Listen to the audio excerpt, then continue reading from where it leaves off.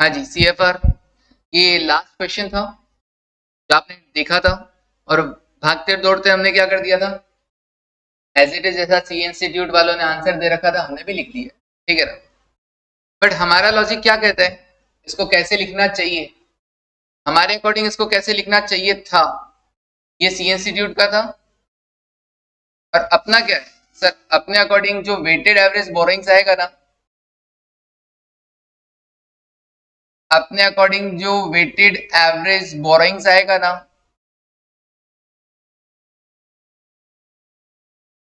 During the construction period, वो कैसे आएगा वेटेड एवरेज बोरोइंग्स, वो देख लो। अपना बड़ा सिंपल काम होता है, कैसा, अपन ने यहाँ पे 20 लाख इंटू 10% इंटू 4/12 किया था ना, है ना। हाँ, अच्छा, ठीक है, 20 लाख इंटू 10% इंटू 4/12, क्यों, क्योंकि हमारा जो कंस्ट्रक्शन पीरियड था वो 4 महीने था, ठीक है ना, 4 महीने था। तो अपने को वेटेड एवरेज बोरिंग में केवल एक काम करना है, ये जो रेट है ना, इसको नहीं लेना है, बाकी एज इट इज वही लेना है। जब भी हम कभी वेटेड एवरेज बोरिंग निकालेंगे, जैसे लास्ट क्वेश्चन, अच्छा पहले तो मैं यहाँ करेक्शन कर देता हूँ, यहाँ पे भी मैंने ना 10% लिया था, यहाँ पे भी क्या आना था, मुझे प्रियांशी ने आगे आंसर में तो सही करवा दिया था, ठीक है ना, बट यहाँ पे भी तो 9% ही था स्पेसिफिक बोरिंग वाला, तो मैं यहाँ पे भी एकदम सही कर देता हूँ। अच्छा दूसरा क्या, यहाँ पे देखो, यहाँ पर जो इंटरेस्ट है, मैंने क्या कहा, जैसे यहाँ पे कॉस्ट कैसे कैलकुलेट किया, दो तरीके थे, इसमें तो कोई टेंशन था नहीं, ऊपर वाला तरीका भी फॉलो कर सकते थे। लेकिन अगर यहाँ पे ऐसा करते कि 12% कितने महीने का, कंस्ट्रक्शन पीरियड 10 महीने का था, 9 लाख का 11% कितने महीने का, 10 महीने का, डिवाइड में आप क्या किए, बस रेट को गायब कर दिए, डिवाइड में क्या किए, बस रेट नहीं लेना, बाकी 7 लाख इंटू 10/12 और 9 लाख इंटू 10/12 ऐसे ही किया था ना। अपने को बस इतना सिंपल सा ऐसे ही ध्यान रखना कि वेटेड एवरेज बोरिंग के लिए ऐसे ही करना है, तो अब आसान हो जाएगा, तो अपने को दिमाग लगाना ही नहीं पड़ेगा। न्यूमरेटर में क्या करना है, रेट से भी मल्टीप्लाई करना है, टाइम फैक्टर भी लगाना है और रेट भी लगाना है, और डिनोमिनेटर में केवल क्या करना है, टाइम फैक्टर लगाना है और कुछ नहीं करना। अभी आसान हो गया, अभी टेंशन नहीं। चलिए, अब सर इस क्वेश्चन में क्या, न्यूमरेटर में तो रेट को अप्लाई कर दोगे, 20 लाख का डिवेंचर, 10% रेट, 4 महीने का कॉस्ट। डिनोमिनेटर में आपको क्या करना है, केवल 20 लाख इंटू 4/12 करना है। ऐसा कहीं पे आंसर है ही नहीं, सी इंस्टीट्यूट में भी नहीं है, ठीक है ना, ऐसा आंसर नहीं कर रखा उन्होंने। प्लस प्लस प्लस क्या, फिर दूसरे के अंदर देखना, सितंबर सुनना, अक्टूबर और नवंबर तीनों में क्या है, 5 लाख इंटू रेट इंटू 1/12। एक बात बताओ, 5 लाख इंटू सब में 1/12 है, तो एक साथ में 5 लाख इंटू 3/12 कर सकता हूँ कि नहीं कर सकता, कर सकता हूँ, 5 लाख इंटू 3/12 कर देता हूँ, 5 लाख इंटू 3/12 प्लस, और क्या था, अक्टूबर में क्या था, 7.5 लाख इंटू 1/12, भैया 7.5 लाख इंटू 1/12 कर दो, 7.5 लाख रुपए की जो बोरिंग्स रही है वो एक महीने रही है 12 में से। ये लो जी, अब देखो इसका आंसर कितना आ रहा है, इसका आंसर कितना आ रहा है, 854, ओके 166.67। और अब अपनी कैपिटलाइजेशन रेट देखो, 96,250 डिवाइडेड बाय 25,62,500 इंटू 100, सॉरी वापस वही वैल्यू लिख दिया, 8,54, हाँ पर कॉपी कर रहा था, तो 8,54,166.67, 11.268, ओके 3.756 को इंटू 12/4 करना,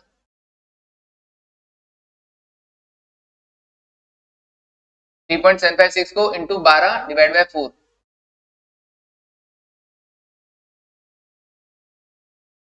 ठीक है, ये कैसे हो गया, अरे उन्होंने क्या किया ना, डायरेक्ट 3.756 दे दिया, अब उस पर जब खर्चा होगा एक्चुअल एक्सपेंडिचर, अपन क्या करते हैं, actual expenditure into capitalisation rate into time factor, करते हैं कि नहीं करते हैं। अभी उन्होंने तो ऐसा रेट निकालवा दिया था कि जिसमें टाइम फैक्टर अप्लाई करने की जरूरत ही नहीं पड़ेगा, बट वो तरीका सही नहीं है। इसी तरीके से करो और फिर जब जब जो जो खर्चा हो रहा है उस पर वो तुम टाइम फैक्टर लगाओगे, ठीक है ना। तो यही जा रहा है। अच्छा एक चीज और सर, मैं अपने पक्ष में एक बात और कहना चाहूंगा। क्या कहना चाहूंगा, यहाँ पे दो जनरल बोरिंग्स थी, कितनी थी, दो थी या चार थी, दो थी सर, 12 और 11। आपका कैपिटलाइजेशन रेट कितना आया, 11.4375, 12 और 11 के बीच में। एक 12 का रेट था और एक 11 का रेट था, दोनों के बीच में आया 11.43। एकदम बीच में नहीं आएगा, क्यों, क्योंकि वेटेड एवरेज है ना, सिंपल एवरेज थोड़ी ना। अच्छा और कोई क्वेश्चन किया था क्या अपन ने, हाँ सर ये किया था ना, इसमें बोरिंग्स कौन कौन सी थी, 18 और 16% थी, तो एवरेज इन दोनों के बीच में आना चाहिए, यस 16.5। एवरेज हमेशा उन दो रेट्स के बीच में ही आएगा, ठीक है ना, उन दो रेट्स के बीच में ही आएगा, कभी भी देख लेना। जैसे यहाँ पे एक तो 10% था और एक 5 लाख पे 65,000 कितना होता है, 13%, है ना। तो 10 और 13 के बीच में आ रहा है क्या, देखो, हाँ 11। तो एवरेज हमेशा क्या आएगा, बीच में ही आएगा। एक किसी भी दो वैल्यूज का अगर एवरेज ले रहे हो, चाहे सिंपल एवरेज हो चाहे वेटेड एवरेज हो, या तो वो दोनों वैल्यूज आएंगी या दोनों वैल्यूज के बीच का आएगा। इधर आजू और बाजू मतलब उससे एक्सीड और उससे बिलो आने का तो कोई चांस है ही नहीं, तो उसी रेंज में आएगा। तो भैया कल जब अपना दो लोन था, एक 10% था और एक पे रेट कभी 15 था और कभी 16 था, तो रेट तो रेंज तो 10 से 16 की बन गई ना, तो अपना कैपिटलाइजेशन एवरेज रेट 10 और 16 के बीच में ही आना चाहिए, 11.2683%। फिर 3.756% कर रखा है, उसमें टाइम फैक्टर को ऑलरेडी उन्होंने एडजस्ट कर दिया है, ठीक है ना। तो आंसर उन्होंने ये देखा है, अपन अपना आंसर करके आएंगे इस तरीके से, कोई दिक्कत नहीं, ठीक है। तो रेट हमेशा बीच में मिलेगा, ठीक है, ओके, बोल देती रुक जाते। अच्छा समझ गई, तभी ना समझा देगी वरना। वेटेड एवरेज बोरिंग में क्या करना है, सिर्फ रेट को गायब कर देना है। जो न्यूमरेटर है उसमें हम रेट से मल्टीप्लाई भी करते हैं ताकि फाइनेंस कॉस्ट पता चल जाए, और जो डिनोमिनेटर है उसमें केवल रेट से मल्टीप्लाई नहीं करना, बाकी सारा सेम। अब याद रखना भी हमारे लिए क्या हो जाएगा, आसान हो जाएगा, वरना तो ऐसा मुश्किल हो जाता है, टिपिकल हो जाता है। चलिए सर ये तो समझ में आ गई। अब सीए के मॉड्यूल में इसके दो तरह के आंसर हैं, और एक एमटीपी में आया हुआ है और एक मॉड्यूल में दे रखते हैं, दोनों में अलग तरीके से आंसर है, और दोनों ही अपने वाले से मैच नहीं कर रहे हैं, उनको मैं बता देता हूँ, ठीक है ना, दोनों ही अपने वाले से मैच नहीं कर रहे हैं। तो सी इंस्टीट्यूट भी कभी कभी गलती कर देता है। अब जनरली ये बोला जाता है कि जैसे रट जाओ, जो मॉड्यूल में दे रखा ऑब्वियसली, अगर हम सीए पढ़ रहे होते तो हम ये वाला पार्ट रट जाते हैं कैसे करना है, लेकिन हम तो सीए में कर रहे हैं। अब दिक्कत ये आती है कि सर हमारे तो ऐसा कोई क्वेश्चन है ही नहीं, हमारे तो कोई ऐसा क्वेश्चन है ही नहीं, तो हम क्या करें, तो हम तो कॉन्सेप्ट ही याद रखेंगे ना, तो कॉन्सेप्ट सीखने पे फोकस करेंगे ना हम लोग, तो इसलिए हम इसको ध्यान में रखेंगे। क्लियर है, चलिए ओके, बढ़े आगे, ओके। लास्ट टॉपिक इसका बोरोइंग कॉस्ट का, hashtag exchange difference.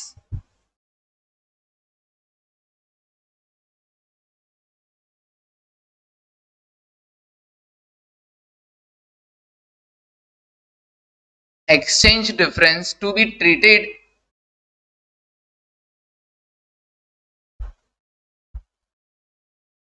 exchange difference to be treated as borrowing cost।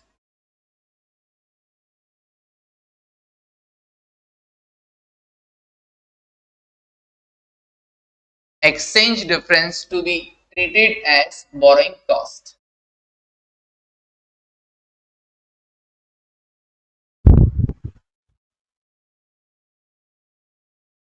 Exchange difference तो बताने की जरूरत नहीं है ना कि एक्सचेंज डिफरेंस क्या होता है, नहीं ना, हाँ सर बताने का जरूरत नहीं है। फिर भी अगर तुमको नहीं पता हो, मान लो मैंने क्या किया,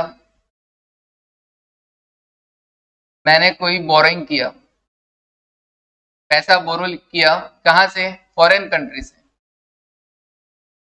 मान लो मेरा फॉरेन करेंसी बोरोइंग्स कितना डॉलर? $1000, ठीक है, $1000। ओके, बाहर से बोरो क्यों कर रहा हूं? वहां से रेट सस्ता मिल रहा है, ठीक है ना। इंटरेस्ट रेट इन इंडिया में तो है मान लो 12%, और यूएस में जो आपको मिला वो सिर्फ आपको 5% से मिल गया, 5% की रेट से मिल गया। तो ऑब्वियसली मैं इंडिया से क्यों करूंगा? इंडिया में मुझे इंटरेस्ट 12% देना पड़ रहा है, यूएस में मुझे सिर्फ 5% देना पड़ रहा है। लेकिन यहां पर रिस्क कैसा होता है सर? रिस्क ऐसा है कि आज जो एक्सचेंज रेट है, आज जो exchange rate, sir exchange rate क्या होता है? दो करेंसीज के बीच में रिलेशन, ठीक है ना, that is the exchange rate. तो आज जो है वो है, आज बोले तो टुडे, और एफएम में अगर हम इसको बोलेंगे तो बोलेंगे स्पॉट रेट। क्या बोलेंगे? Spot rate. ओके, तो आज जो है वो है $1 इक्वल्स टू ₹80। लेकिन अब ये बोरिंग कितने साल की है?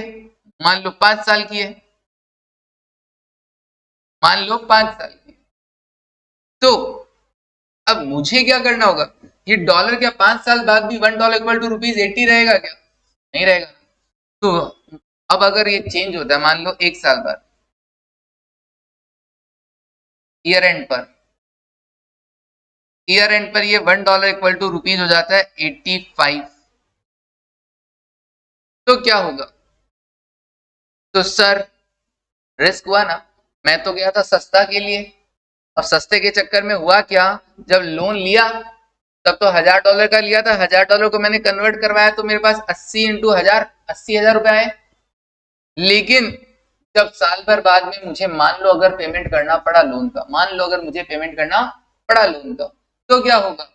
तब तो सर 85 के हिसाब से पेमेंट करना होगा कि नहीं करना होगा? तो ₹5 पर डॉलर एक्स्ट्रा देना पड़ेगा कि नहीं देना पड़ेगा? ₹5 $1 का मतलब ₹5000 एक्स्ट्रा लगेगा कि नहीं लगेगा? ये तो मैंने सोचा ही नहीं था। ये भी तो होता है ना, कहने का मतलब है। अब इसका क्या किया जाए?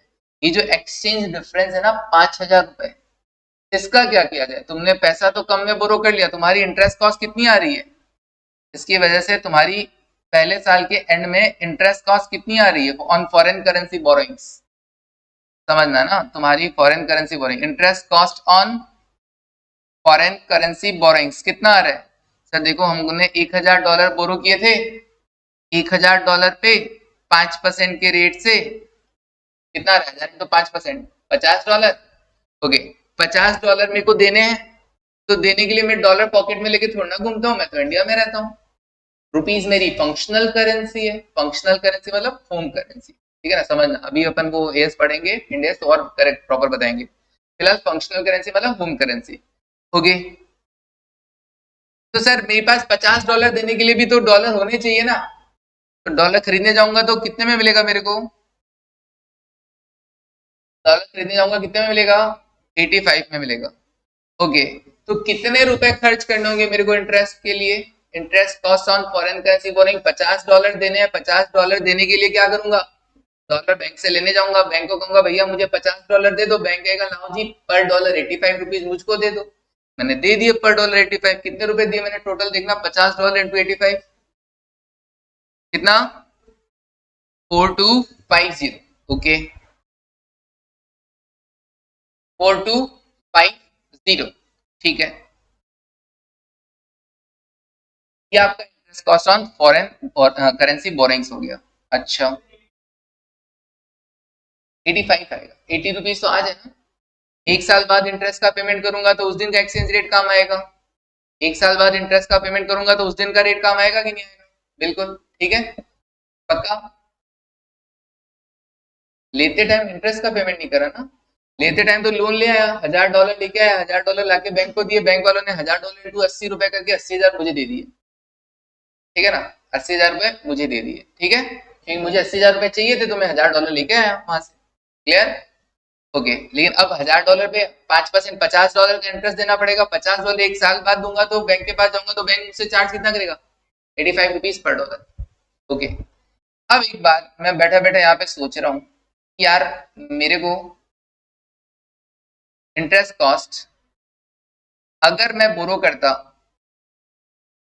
हाँ, if fund borrowed in functional currency, rupees में ही कर लेता मैं अगर बोरो इन फंक्शनल करेंसी,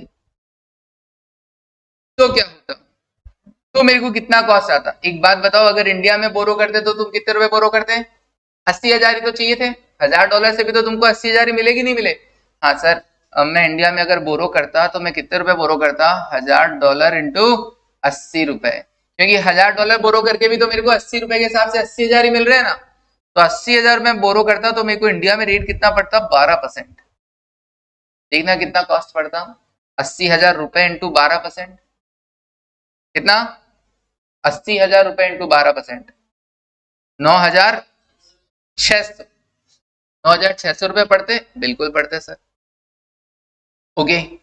अब मैंने देखा यार कितना एक्स्ट्रा कॉस्ट, कितना बचा लिया तुमने, देखा जाए तो फॉरेन से बोरिंग करके तुमने कितना बचा लिया, 9,600 माइनस 4,250,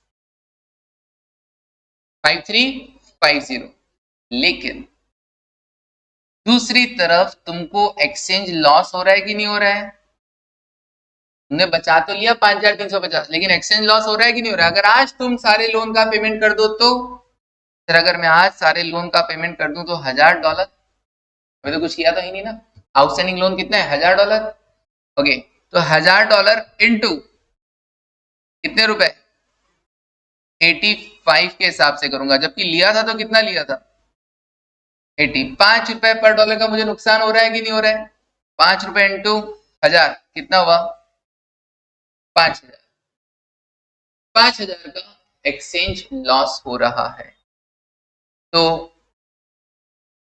बोरोइंग कॉस्ट का इंडेक्स कहता है कि ये जो एक्सचेंज लॉस है ना, इस एक्सचेंज लॉस को आप क्या करो, to be treated as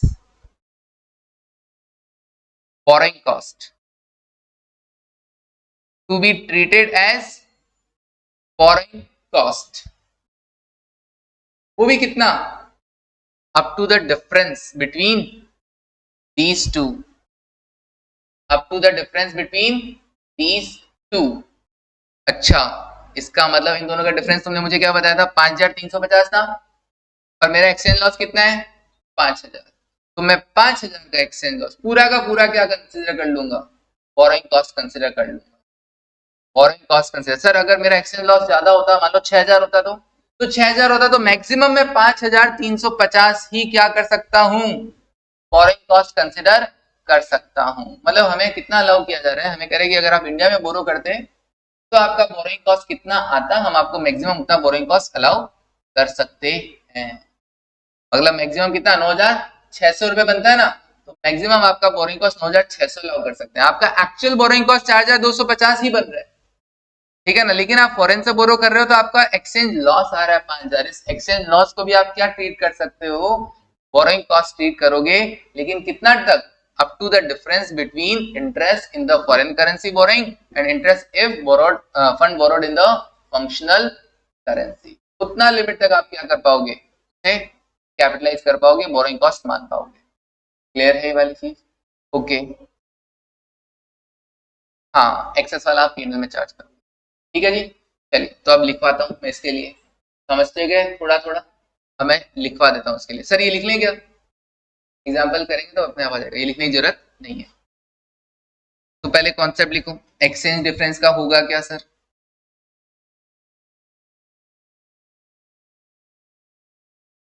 exchange difference का होगा क्या, सर आपने तो लॉस के लिए बताया, गेन भी तो हो सकता है, तो अगर एक्सचेंज गेन होता है अगर आपको एक्सचेंज गेन होता है फर्स्ट ईयर में तो उसका आपको कोई ट्रीटमेंट नहीं करना, नो ट्रीटमेंट।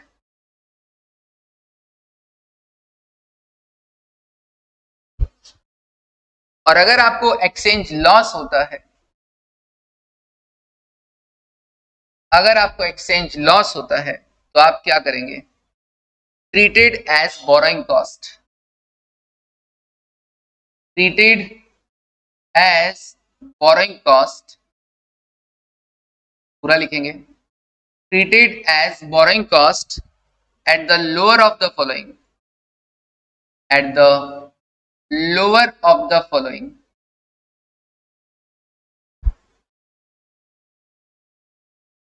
मैंने बोला ना किस एक्सटेंट तक, इतना डिफरेंस है दो के बीच में, उससे ज्यादा नहीं कर सकते हो। Eight the lower of the following, पहला क्या? अगर एक्सचेंज लॉस कम हो तो एक्सचेंज लॉस, जैसे हमारे एग्जांपल में 5000 था ना, और दोनों के बीच में इंटरेस्ट के बीच में डिफरेंस कितना था? 5350। तो दोनों में कम कौन सा था? 5000। तो 5000 को हमने कैपिटलाइज कर दिया, बोरिंग कॉस्ट का पार्ट मान लिया, सॉरी, तो बोरिंग कॉस्ट। अब यहां पर क्या होगा? तो दूसरा आइटम क्या लिखेंगे? Borrowing cost in functional currency,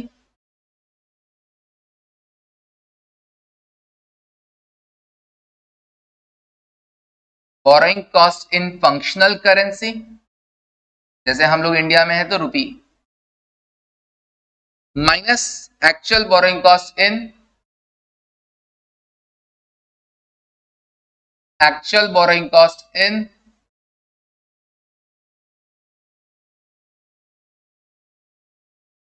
foreign currency, foreign currency. मैंने फॉरेन करेंसी के लिए एक्चुअल वर्ड यूज किया और फंक्शनल के लिए एक्चुअल वर्ड यूज नहीं किया, क्यों? क्योंकि एक्चुअली तो मेरे को फॉरेन करेंसी के अकॉर्डिंग इंटरेस्ट देना पड़ रहा है ना, एक्चुअल तो मेरी बोरोइंग फॉरेन करेंसी है, तो actual borrowing cost in the foreign currency. और अगर मैं फंक्शनल करेंसी में बोरो करता तो वहां मेरे को बोरोइंग कॉस्ट कितना आता?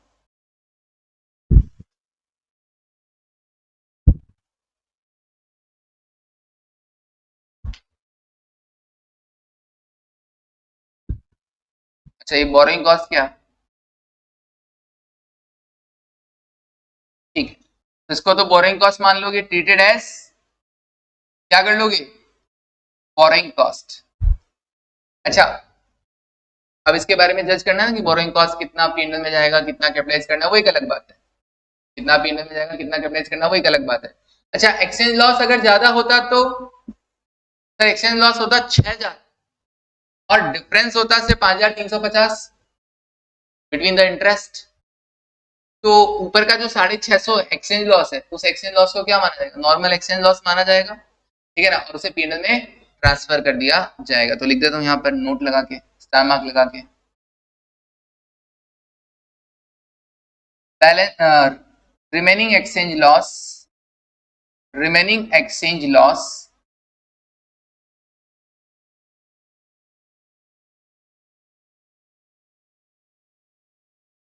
इफ एनी, अगर फिर भी बोरोइंग कॉस्ट का पार्ट मानने के बाद भी अगर कोई एक्सचेंज लॉस बच जाता है, if any, to be transfer to P and L account,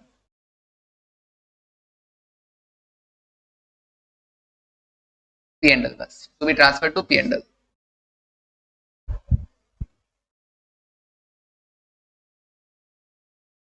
done.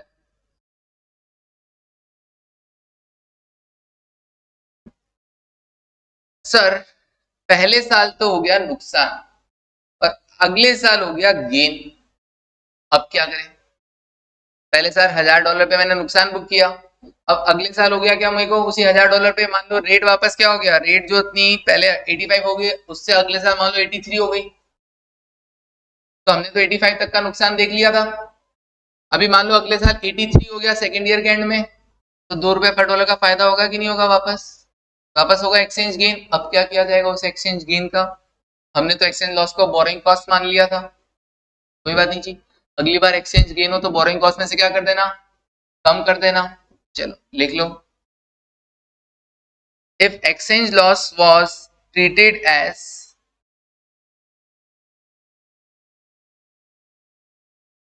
if exchange loss was treated as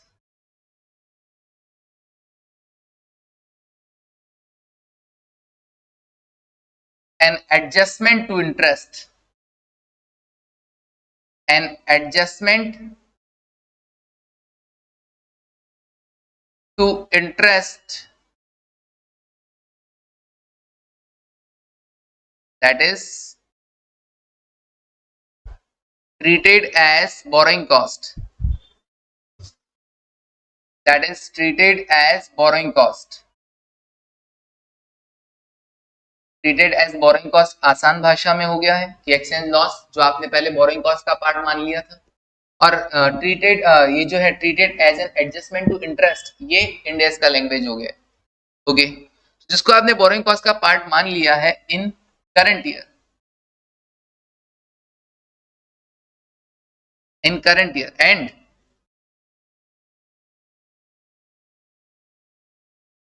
in subsequent year and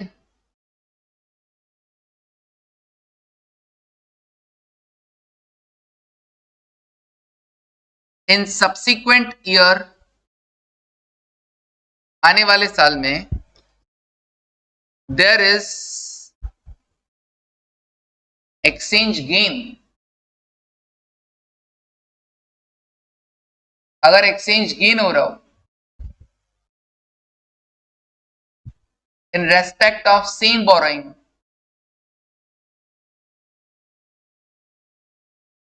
in respect of same borrowing,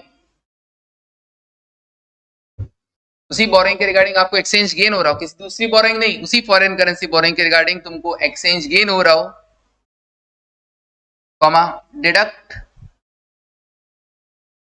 the exchange gain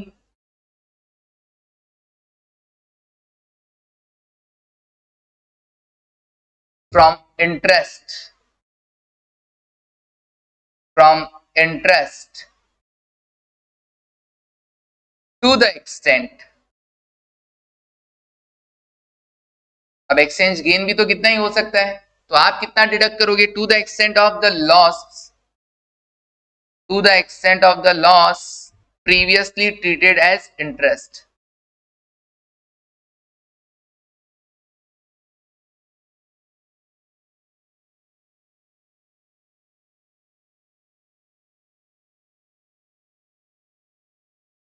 to the extent of the loss previously treated as interest। समझेगे?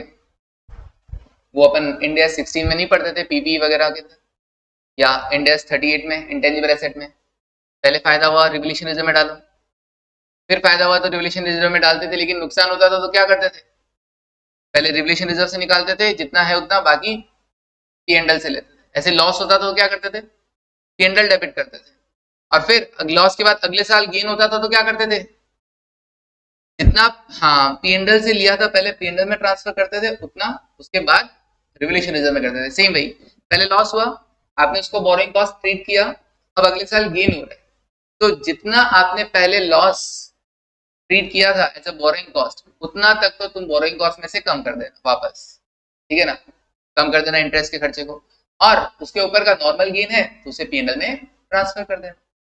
Clear है वाली चीज? Okay, तो जितना borrowing cost माना था पहले आपने loss को, उतना बोरिंग कॉस्ट में से कम कर देना, उसके बाद क्या कर देना, नॉर्मल एक्सचेंज गेन को किधर करना है, पीएनएल में ट्रांसफर करना है, कर देना बाद में। डन? चलिए सर एग्जांपल लिखो, example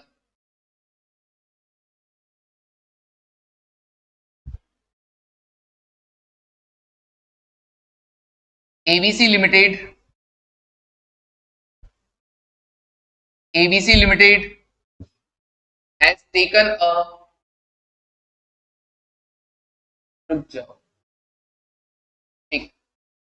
has taken a loan of US dollar USD 20,000 on 1st April 2021 1 April 2021 loan लिया for constructing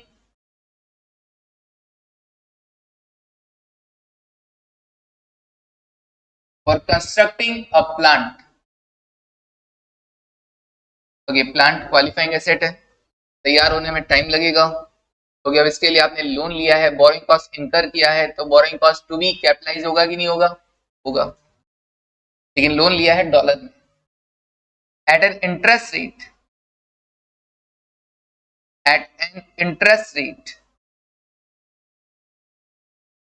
of 5% per annum, 5% per annum, payable on annual basis, payable on annual basis।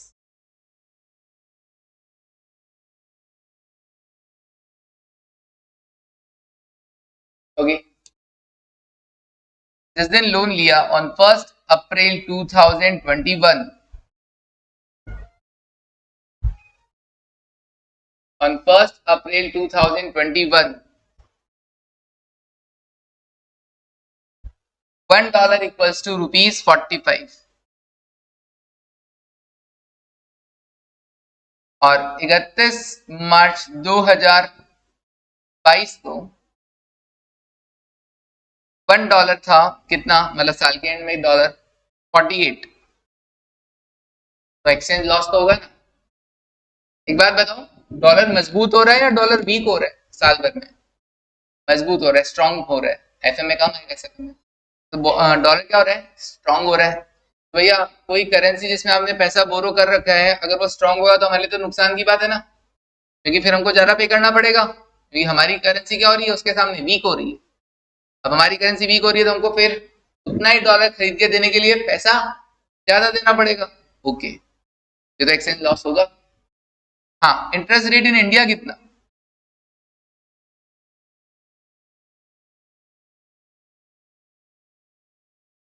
Interest rate in India कितना? 11% per annum, 11% per annum. Compute the boring cost to be capitalised.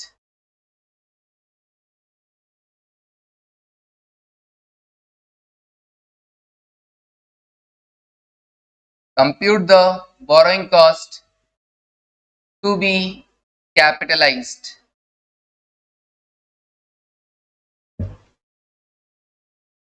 for the year ended, for the year ended 31 March 2022, 31 March 2022।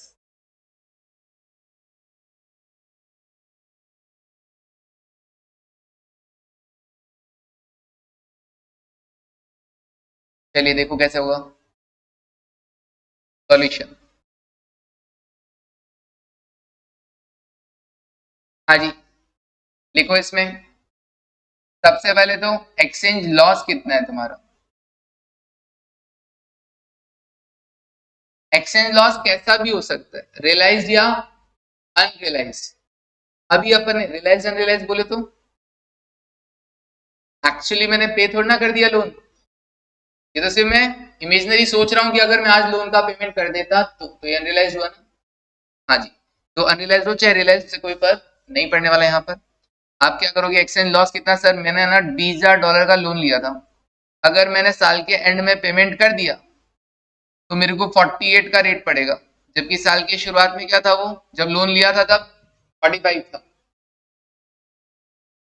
Okay, तो ₹3 पर dollar का मुझे नुकसान हो जाएगा, तो 20,000 into 3 कितना होता है? ₹60,000 का नुकसान, एक्सचेंज लॉस ₹60,000। फिर दूसरा,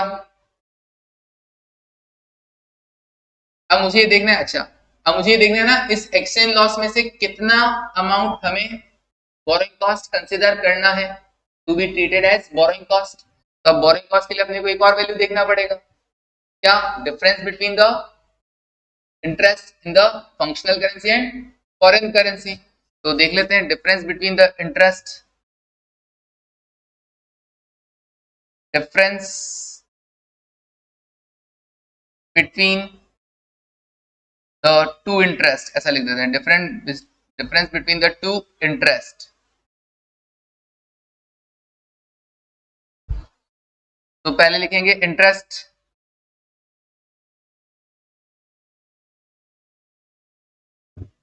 या बोरोइंग कॉस्ट लिख दो चाहे, difference between the two interest. चलो, borrowing cost in functional currency, क्योंकि अपने को पता है कि फंक्शनल करेंसी में ही ज्यादा पड़ेगा, क्योंकि रेट इंडिया में ही ज्यादा है ना। Borrowing cost in functional currency,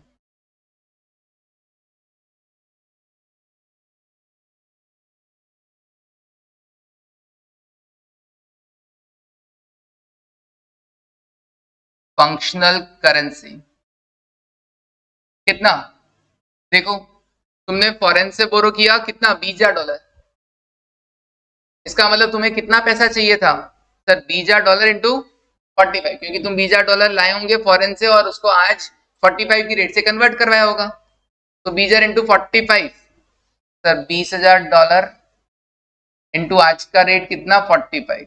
अगर मैं इंडिया में बोरो करता तो इतने रुपए बोरो करता, और इंडिया में बोरो करता तो मेरे को इंटरेस्ट रेट कितना पड़ता, 11% पड़ता।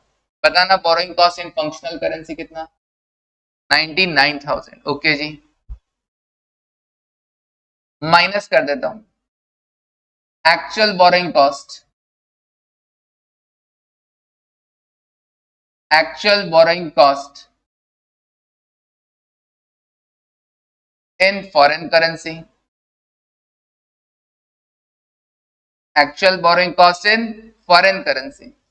तो फॉरेन करेंसी में तो मैंने कितने डॉलर सर, $20,000 बोरो किए हैं, और $20,000 के लिए मेरे को इंटरेस्ट कितना देना है फॉरेन वालों को,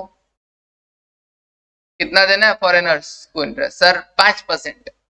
ओके, 5%, तो $20,000 इंटू 5%, $1,000 का इंटरेस्ट पे करना है।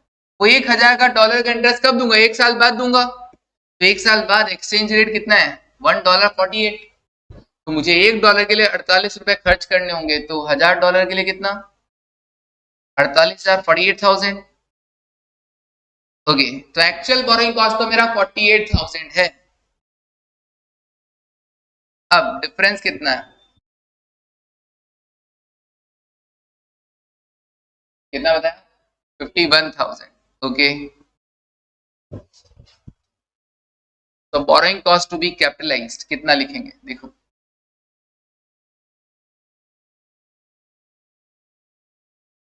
तो borrowing cost to be capitalised,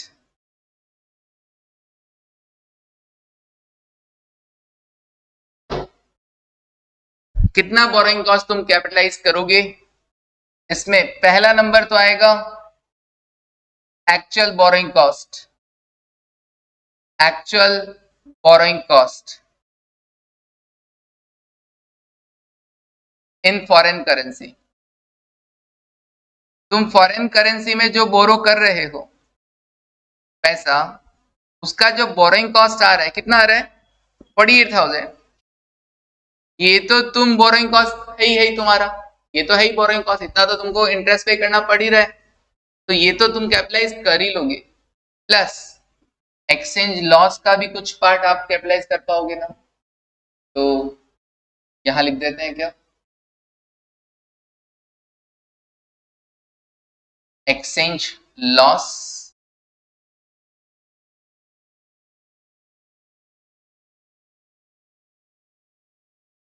to be, अब या तो आसान भाषा में लिखना है तब तो to be treated as borrowing cost, और या फिर exchange loss to be treated as India की लैंग्वेज में as an adjustment, as an adjustment to interest.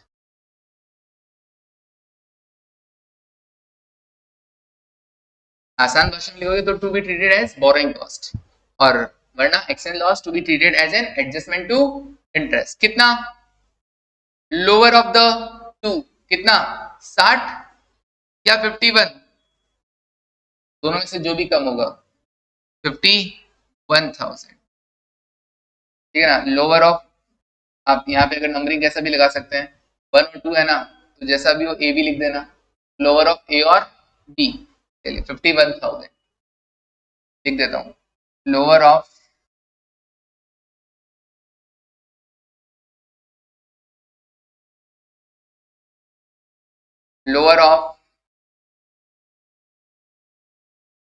Exchange loss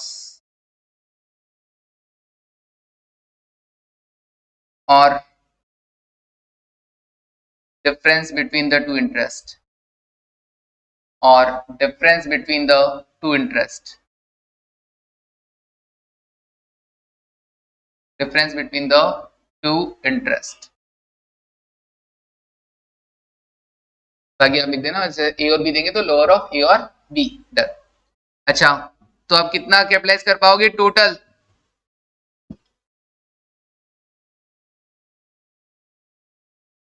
99,000, 99,000। ऐसा डायरेक्ट मत कर देना कि इंडिया में बोरो करोगे तो 99,000 का इतना कैपिटलाइज कर दो। हर्ष यही सोच रहा था ना? हाँ भैया, एक्सचेंज लॉस कम हुआ तो ठीक है ना, तो उतना पूरा नहीं हो पाएगा फिर। ओके 99,000। अच्छा, और रिमेनिंग एक्सचेंज लॉस का क्या किया जाएगा? रिमेनिंग एक्सचेंज लॉस कितना? रिमेनिंग एक्सचेंज लॉस कितने रुपए का? दैट इज 60 माइनस, हाँ 51 तो तुमने बोरिंग कॉस्ट का पार्ट मान लिया और कैपिटलाइज हो गया। बाकी 9,000 का एक्सचेंज लॉस क्या किया जाएगा? To be transfer to P and L, to be transfer to P and L. एक और क्वेश्चन कल करवाऊंगा, ठीक है ना, उसमें और सीखेंगे एक्सचेंज लॉस को ही। देखो अगले साल गेन हुआ तो क्या करना, ये जो डॉलर है $20,000, इसमें से कुछ पेमेंट हो गया, कुछ बाकी रह गया, रीपेमेंट नहीं हुआ अभी तक, तो क्या करना, ये कल जानेंगे। एक दिन का और क्लास लगेगा, अभी छोटा सा क्लास, ठीक है। उसके बाद बोरिंग कॉस्ट कंप्लीट, फिर पढ़ेंगे नया इंडेक्स। चलिए, तो आज के लिए बस इतना ही। समझ में आ गया क्या? बोलो, मुश्किल तो नहीं था? चलिए, okay, thank you, take care then, bye.